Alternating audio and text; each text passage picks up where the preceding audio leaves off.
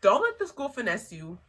Finesse the school. So be very mindful about who you call your friends. Choose them wisely. Some professors will really suck at their job. You are your biggest advocate for your mental health and your well-being. You will get humbled so fast. What's good, Sharon? It's your one, your only. You know who it is. I am Fran. Duh, that is my name. Yes. Did you miss me?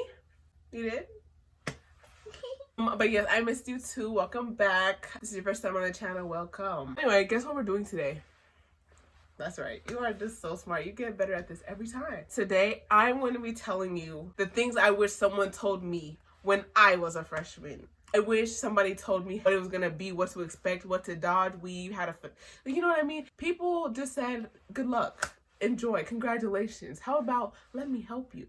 Here's some money. You know what I mean? But now that I'm a senior, I learned so much in my 4 years of college, and I just thought it'd be great to pay it forward and give it to the next group of collegians. Let's get into it. No more talking. My first tip that I wish somebody told me, do hella research on the major and the career that you were trying to get into, okay? And I know that's so obvious, but let me tell you. The first thing I want you to do for the career that you are looking at is make sure that you really know what the lifestyle of that career is going to be like. That is a huge factor. So my best advice for you to be able to see that forward is, for one, if you can shadow at, your freshman level, try to shadow any type of job or any place that will let you, just so you can see what it's like. I would also say you can watch a day in the life of the career that you want to be in. So a day in the life of a nurse, a day in the life of a engineer, etc., etc. You really want to make sure that you know exactly what your lifestyle will look like, because soon that'll be your lifestyle. Then you also want to make sure that there's jobs available. Okay, is it something that you're willing to compete over, or is there so many open spots that anybody and their mama could be in that career? What's the pay like? Is the pay in your dream city going to be high, or is it going to be low? Or is there a high demand in that dream city you want to live in, or is it going to be low? To make sure that your passion and your goals align with that career, because I'm telling you, again, money is not everything. You want to make sure it's something you can do every day for the rest of your life. Easy to even try to make sense of and make that choice at the age 17, 18, 19, 20. But I do believe that you'll learn about yourself enough to know what you're interested in and what your passion and goals feel like, that you can at least find something for you. Also, you want to see how important your grades and your GPA is going to be in your journey. There's some careers where all they want is the bachelor degree, and as long as you got the degree, it doesn't matter if you had all C's, all B's, A's, welcome to the job. There's other ones where grad school, and they want your GPA and your grades to be one of the competitive factors on if you can get into that grad program, etc., etc. So you want to make sure that you are absolutely aware of those things to see if you're willing to compete, if you're willing to put up with those things, if you're willing to fight the battle. If that is something that's in your career path that you're not willing to do, you might have to do a switch, shorty. But that's all for number one. On to number two, professors and classes. Why did nobody tell me about professors and classes? College is absolutely nothing like high school. Oh, you had a 3.8 in high school? Oh, you didn't even study to get that 3.8 in high school? Oh, everything just came to you easy? Oh, you thought you was that? You're not. You're not. You're not. In high school, your teacher would be very cushioning to you, really making sure that you're on your work, doing your stuff, make sure you understand stuff, making sure you have notes and Cornell notes to fill in the blank and study when you go home, if you even want to, because we will talk about the same topic tomorrow and you'll see me every day. As for college, you only see the teacher maybe 2 to 3 times a week, every other day. Y'all talk about one topic for about 45 minutes to maybe an hour plus, depending on the lecture. And then the next time y'all meet, you will never talk about that topic again. We'll never talk about that topic again. And you're expected to know it on test day. You're going to be in a whole big lecture full of over 100 students. And you will definitely be lost in the sauce if you do not take care of yourself. So knowing how to take notes in class is crucial. Are you a pen and paper girl, or are you a tech girl? Do you like recording lectures, or do you like hearing it once and then reading about it later, or reading before. Like, you gotta know how to take notes. Now me, I am a very iPad girl, because for the longest I like writing pen and paper so I can memorize. But when I was writing in class, the teacher would keep going, because again, we only have 50 minutes to talk. I would try to write down everything on the board, but of course I'd get left behind and still be on slide 3 while he's on slide 50. This gave me like the opportunity to like mark up the PowerPoints and stuff like that and all that tech. But if y'all want all that, I'll talk about it in another video. Also, some professors will really suck at their job. They will really talk to you about nothing. Test day will feel like nothing, and you're gonna be like, this is the worst professor I've ever had in my life. At the end of the day, the university still does not care and expects you to still be doing what it takes to have the best grade and pass that class. So that does require you to do some work outside of class, okay? If you need to talk to your professor after class in order to learn stuff, that's up to you. That's on you. If you don't understand something, go watch a YouTube video, YouTube University. I was a part-time student, man, I swear. Basically, the responsibility of passing is not on the instructor, it is on you, shorty. So you need to do what it takes to pass, okay? Do what it takes to pass. In regards to professors, yes, it's gonna definitely be some you don't like, but it's also gonna be some that you absolutely love. And the ones that you absolutely love, I highly recommend you get close with them and keep them in your circle. And why, you ask? If you're someone that's trying to go to grad programs or get scholarships or anything that requires a recommendation letter, ding, ding, ding. There she go right there, your favorite professor. You might also want to connect with that professor because they have great connections to jobs that you want to be a part of, or to people that you want to learn from, that they can help you get into spaces that you wouldn't be able to get into on your own as easily. So I just think it's a great way to use all your resources, connect, learn from other people. You know this. You're smart. On to number 3. Don't let the school finesse you. Finesse the school. Don't overspend on books, supplies, etc., etc. You will not need a majority of them, I am telling you. And there's ways to get them for free or for the low. For example, if you go to the bookstore at your school, you will get ripped off.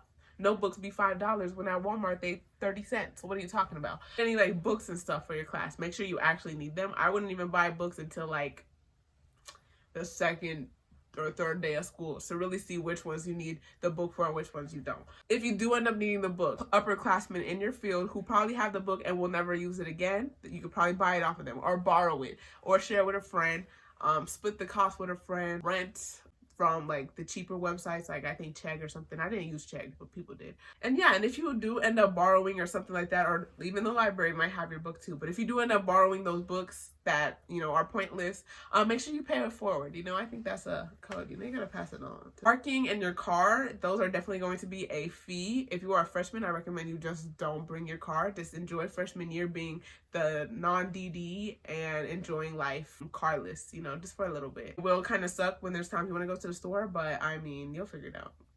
You'll figure it out. Unless you have a job too, I really don't recommend bringing your car. Use every resource possible in the school to get stuff for free. And yes, I said free or discounted. So first of all, we all know that students get a bunch of discounts to different spots. If you're not signed up to them, hello, are you using this time correctly? Scholarships, so many scholarships that the outside world offers, and maybe even your school offers. And I highly recommend that you get in tune with them and sign up for any single one that applies to you. I luckily got awarded a scholarship twice for supplies and stuff, so I was able to go to the bookstore and spend that little money, buy me books that I didn't think I was gonna need. Like I was spending that money because scholarship, it's not my money. So yeah, they will give away a lot of scholarships. Sign up for them, don't miss a beat. I don't care how much money you have, it's better to spend somebody else's money. Like schools be having giveaways, so they'll like give away maybe a laptop or gift cards to Target. There's probably also resources for the people that just don't have right now. So if you're in need of groceries, a lot of schools have the food banks or the canned good drive, stuff like that. If you really need that stuff, go ahead, use it. Another thing, they also do like clothing drives or clothing closets. So if you need a new coat or you need business wear or something like that, your schools have it. You just need to resource, ask about them, use them, get you some free stuff, okay? Now on to number 4. Make your dorm comfortable and yours. Own that space. I don't care if it's only for a year or two, make it yours. Be very particular about who you choose as your roommate. For one, that is your home space. And so who you decide to share that space with is absolutely crucial. I've seen people despise the idea of going home, and all I could do was be upset for them because I need to go home. Okay, I love home. Home is my home. You know what I mean? So if you're gonna have a roommate, if that is something that you must have, make sure you choose somebody who has similar habits and is mature enough to handle adult conversations and is just like you. So if you're a super clean person, don't room with somebody who's absolutely messy. Y'all will knock heads. If you're somebody that loves staying up all night, but your roommate is somebody that loves getting up early, you will knock heads. But I think everything with a roommate is all about communication and compromise. So make sure you have somebody that's absolutely able to do all those things. And I had amazing roommates. This is no shot toward any of my roommates because my roommates were fine. But I definitely saw people with miserable roommates and had a miserable time, and all I could do is feel for them. So don't do that. Buy things for your room that are quality and will last you all 4 years. You do not want to just buy something for 1 year and then throw it away and then buy something else. It's so wasteful. Save your money. You're a college kid now. It's reusable, quality, and cute. Keep using it over and over again until you can't no more. I also say to decorate your room with whatever makes you happy. So all these paintings that are behind me, they were all once upon a time in my dorm room, and they all have made me happy. They all made my space a little more livable, a little more excited to be there. I don't care how temporary the space is going to be. That's your room. That's your charging base. That's your safe space. So you need to make sure that it's somewhere that you actually enjoy being. And make sure you only use your room as your recharge and your me time space. And of course for sleeping, but you know what I mean. Like, just don't use your room as the only place on campus where you can be. Brings me to number 5. Make sure you leave your dorm. Stop hiding in your dorm. Why are you being scary? Go explore what your campus has to offer. It was like a junior or a senior. This was like post-COVID, and the new freshmen coming in were just so scared to step outside of their room. They were so scared to meet new people, and I absolutely cannot agree with that. When I was a freshman, I was outside. I was at every party, every club, every team, and not club like after school club. I was just in every little space that I felt like went with me because I wanted to meet new people, see new things, and just explore what campus had to offer. So I really highly recommend that you do the same thing. So I want you to go see what Oars clubs, teams you can join, whether that's a chess club to a dance team, whether that's a poetry group to a music club. Like, I don't care what it is. Just go find you a little something to be a part of. You'll also meet new people who have common interests.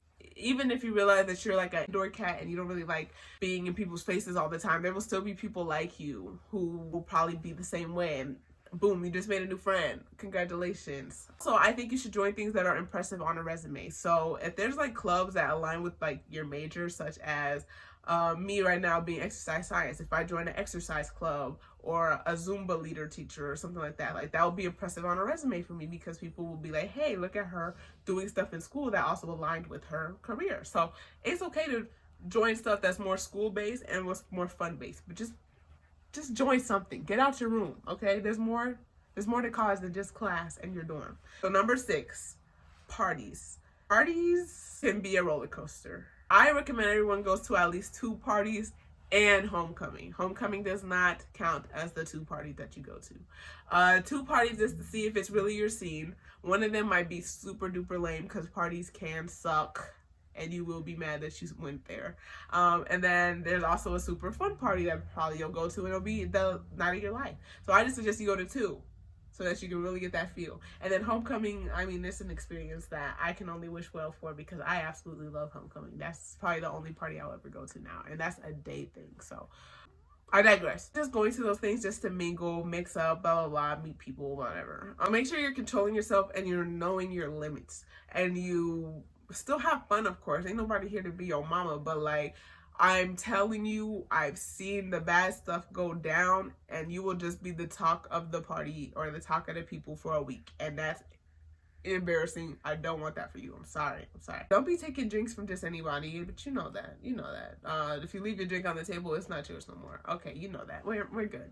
Passing on. Number 7, relationships and friendships. So let's get into relationships first. Love can definitely be found in college, but there's also lots of people with the mindset of just fun, if you get what I'm saying. Wherever you decide to be, make sure you only stick with that side, because you will get your feelings hurt.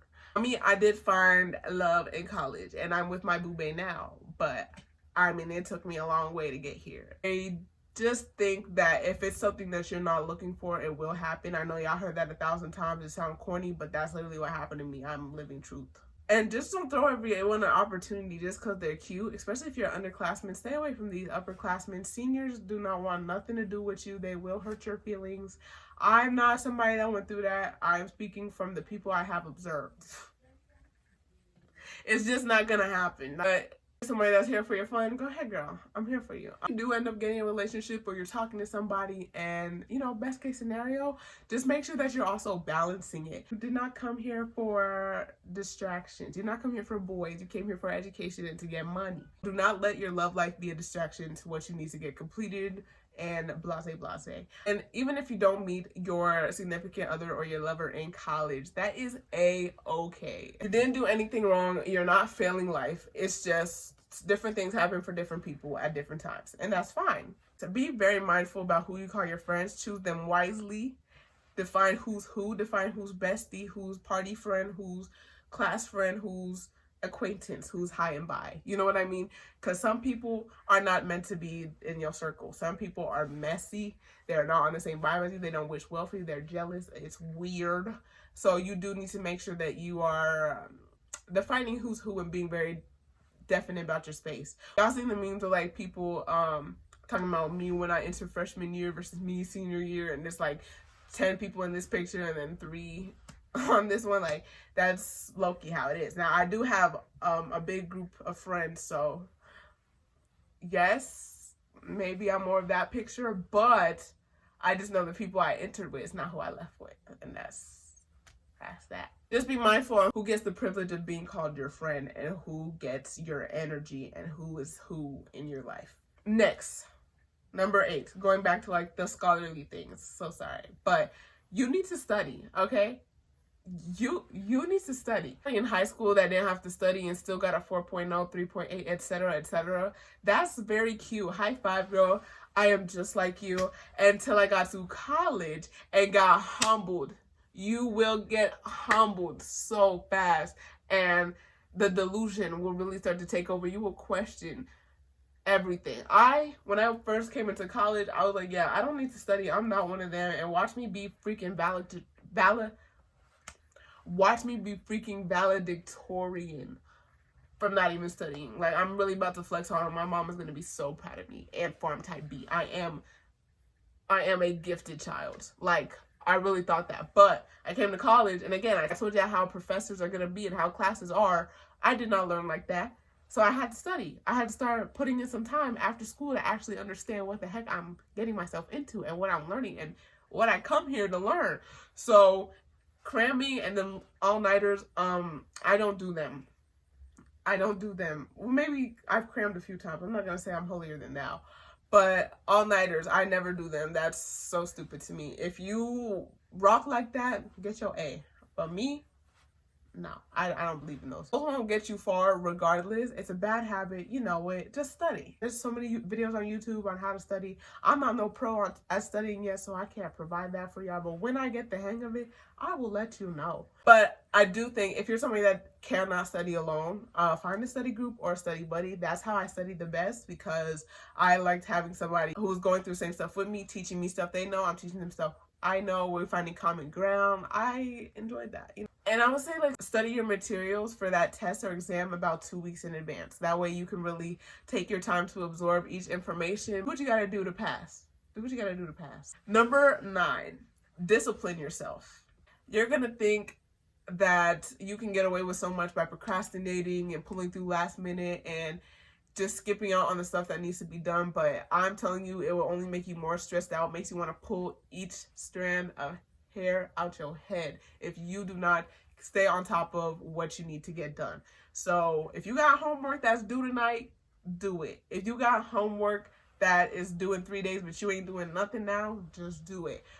Study. Create a study schedule. For an adult now, you need to know when it's time to have fun and when it's time to get to work. And the people that know the difference that make it far in college, for real. If you're somebody that only wants to be in the fun, yeah, you're definitely not going to make it far in college. If you're somebody that is only going to stress themselves out, you're definitely going to be stressed in college. So I really recommend that you create a schedule for yourself on when to study, when to get homework done, when the test is, when to get into certain stuff, and just create a little schedule for yourself so that you know exactly what your days and week is going to look like before you start including fun into the mix. That's something that I definitely struggled with until my junior or senior year, because I just wanted to be in everybody's face and just wanted to be in the mix. And I quickly realized that I don't need to be in the mix because I got goals to reach, okay? But just make sure that you are taking care of business before you start including fun, okay? Number 10. You are your biggest advocate for your mental health and your well-being, because college can definitely deteriorate it.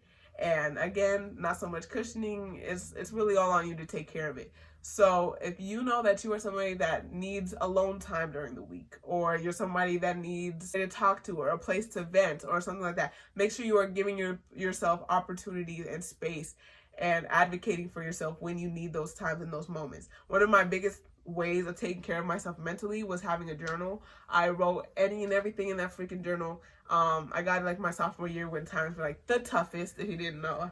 If you need to talk to a therapist or a life coach or somebody for extra help and advice, do that, because again, free resource from the school. It should be.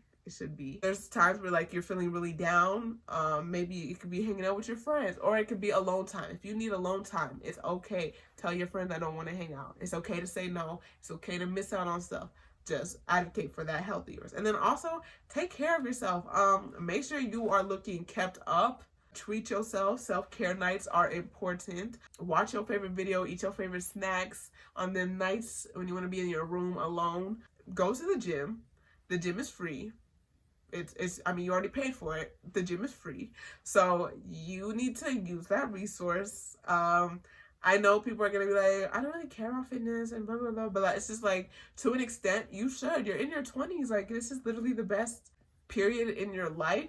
I suggest you take really good care of yourself. Do not let college and its college food and its college ways beat you down to where you come out of college unrecognizable. College can be so stressful on you physically, mentally, emotionally, physically, socially, not socially, personally, whatever the ways. It will definitely find a way to stress you out and knock you upside down on your feet. So I just really recommend that you have ways to take care of yourself, to uplift yourself, and to keep pushing. Remember to keep pushing. You will do fine. You will look back at the end of the day and be like, damn, I did that. So just do what it takes, okay? That's all for my advice I wish somebody told me when I was a freshman. I hope this year goes absolutely well for you. Congratulations again on making it to college. Your girl is proud of you.